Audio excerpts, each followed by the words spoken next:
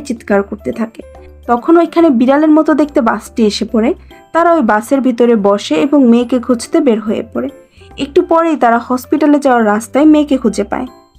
আর তারা সবাই মিলে ওই বাসে বসে তাদের মাকে দেখতে চলে যায়। তারা দূর থেকে একটি গাছের ওপর বসে তাদের মা বাবাকে দেখতে থাকে এবং ভুট্টার মধ্যে মেসেজ লিখে জানালায় রেখে চলে যায়। এরপর ওই বিড়ালের মতো দেখতে বাসটি তাদের বাসায় রেখে আসে এবং উধাও হয়ে যায়। তখন দাদি আর কান্তা এসে মেয়েকে দেখে খুবই খুশি হয় এবং তারা মেয়েকে জড়িয়ে ধরে। মুভিটির শেষে দেখানো হয় তাদের মা সুস্থ হয়ে গেছে এবং বাড়ি ফিরে এসেছে এবং তারাও খুব আনন্দে তাদের দিন পার করছে। আর এভাবেই কিছু সুন্দর মুহূর্ত দেখিয়ে মুভিটি শেষ করা হয়। তো আশা করি আপনাদের মুভিটি অনেক অনেক অনেক ভালো লেগেছে। যদি ভালো লেগে থাকে তাহলে অবশ্যই কমেন্ট করে জানাবেন।